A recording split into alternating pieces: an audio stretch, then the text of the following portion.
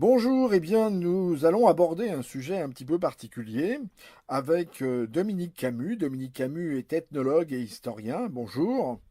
Bonjour. Alors, il est ethnologue et historien et il a écrit un livre aux éditions qui est apparu aux éditions Bussière qui s'appelle Enquête sur les sorciers et jeteurs de sorts. On est tout de suite dans l'ambiance, hein. Et le sous-titre En France aujourd'hui, c'est ça qui compte. C'est le En France aujourd'hui. Alors, déjà, j'avais envie de vous demander, Dominique Camus, qu'est-ce que c'est que la sorcellerie en fait? En fait, la sorcellerie, on est dans l'univers du magie, c'est-à-dire des gens qui peuvent agir sur l'animé, les hommes ou les bêtes, mais également l'inanimé, les choses, les événements, tout ce qui concerne le déroulement de la vie quotidienne ou des activités humaines. C'est ça la définition du sorcier, avec comme deuxième point qui va le différencier des autres intervenants du domaine du magie, comme par exemple les guérisseurs, le sorcier peut agir dans deux sens, faire ou défaire, guérir ou propager la maladie. Voilà. C'est la seule pratique qui en fait est réversible à deux aspects. En fait, ce que le grand public appelle communément magie blanche, magie noire. En fait, quand on regarde plus particulièrement le fonctionnement de la sorcellerie, ces deux aspects, c'est le désenvoûtement et l'envoûtement. Voilà, c'est ça la sorcellerie aujourd'hui chez nous. Si on doit prendre en gros une échelle de valeur par rapport à tous les intervenants qui opèrent dans le registre du magique, les gens qui ont des capacités de détection par exemple, les devins, ou voire même les radiesthésistes ou les sourciers donc qui détectent des objets, des intervenants dans le domaine de la santé, dans toutes les catégories de guérisseurs, que ce soit magnétiseurs, penseurs de secrets, énergéticiens, eh bien, le sorcier se situe au-dessus. Il cumule les facultés et il peut agir dans deux registres, faire ou défaire. Alors, vous êtes un scientifique en tant qu'historien et ethnologue. Qu'est-ce qui vous a Oui. donné envie de vous pencher vers quelque chose qui est un peu paranormal quand même? Alors, paranormal, je sais pas. En fait, moi, en tant que scientifique, vous l'avez dit, ce qui m'intéresse, c'est de comprendre le fonctionnement de pratiques sociales dans ma société. Il s'agit bien d'études en France aujourd'hui. Alors, le domaine du magique, c'est pas nouveau hein, comme sujet de cogitation pour l'anthropologue. Simplement, on connaît très bien, et depuis plus d'un siècle, les travaux des anthropologues en Afrique, en Océanie, en Amazonie, etc. Sur le domaine français, eh bien, il n'y avait rien.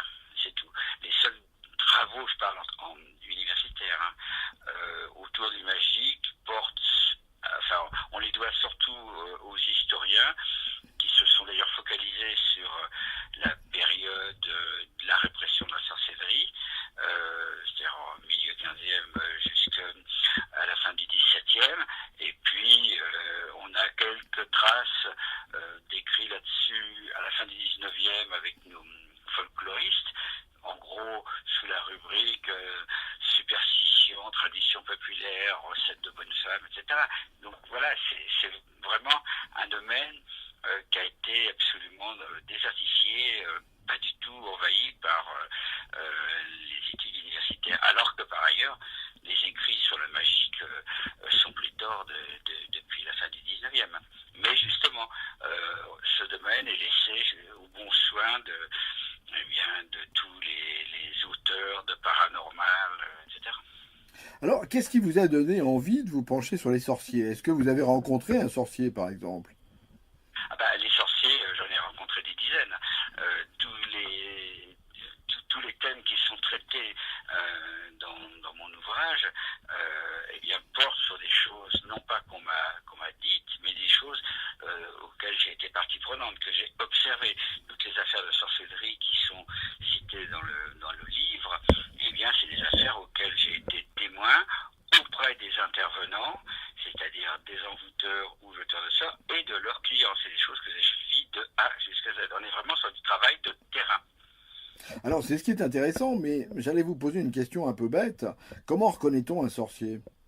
On ne le reconnaît pas, c'est tout. Voilà, bon, elle était bête ma question.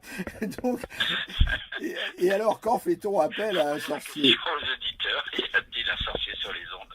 Voilà, alors je vais essayer de me rattraper. Quand fait-on appel à un sorcier et quand fait-on appel à un autre anti-sorcier, j'allais dire? Comment peut-on savoir qu'il y a eu action de sorcellerie? Bah voilà, bah, justement, dans l'ouvrage, il y a tout un chapitre là-dessus qui s'appelle Le malheur sorcier. En fait, vous avez des signes. C'est pas parce qu'il vous arrive des tas de pépins que tout va mal que ça relève de la sorcellerie. C'est comme un peu dans le domaine médical, c'est pas parce que vous avez mal à la gorge que c'est forcément une angine. Eh bien, c'est la même chose dans ce registre-là. Il y a des symptômes, il y a des signes bien particuliers qu'il faut bien sûr reconnaître et décrypter pour tout simplement poser le diagnostic de oui, le paranormal est là, il y a quelqu'un qui agit sur vous par des voies paranormales, donc par l'usage du magique, par la sorcellerie. Une fois que ce diagnostic sera posé, eh bien, par un désenvoûteur, bien sûr, cette personne essaiera de se faire fort, de contrarier les œuvres de l'envoûteur et de faire en sorte que son client recouvre la situation initiale. Mais les choses, contrairement à ce que l'on imagine, sont rarement rondement mêlées. Les affaires de sorcellerie durent quand même assez longtemps, plusieurs mois, voire plusieurs années. Tout dépend là aussi des enjeux qui sont visés, Alors, des perspectives vous que citez le jeune sort espère acquérir. Vous citez le cas, par exemple, dans votre ouvrage, qui s'appelle Enquête sur les sorciers et jeteurs de sorts. Vous citez dans votre ouvrage le cas d'une femme qui voulait se débarrasser de son mari, c'est pas très joli, et qui a fini par obtenir, en faisant provoquer par le sorcier un accident de voiture. Alors, ça veut dire que tous les accidents de voiture sont provoqués par les sorciers? Oh non, non, non, les arbres tuent aussi plus sûrement. En fait, l'idée de la sorcellerie, en tout cas le jeteur de sorts, et c'est pour ça que les affaires durent assez longtemps, c'est d'agir sur un être humain à l'encontre de ses intérêts. Donc il ne faut pas que cette personne ou des tiers qui lui sont proches se rendent compte eh bien, que cette personne, soit son univers se dégrade de façon singulière et anormale, ou que cette personne a un comportement qui le fait agir à l'encontre du bon sens et de ses propres intérêts. Donc il ne faut vraiment pas que ça se voit. Alors effectivement, il faut noyer ça dans la masse un peu des probabilités, voilà, du possible et l'univers du possible. Donc effectivement, il peut avoir, moi ça m'est arrivé quelques fois, des affaires de sorcellerie qui se concluent par le décès d'un des protagonistes, mais ce décès est toujours susceptible d'une double lecture. C'est l'accident bête, la faute à pas de chance, vous voyez.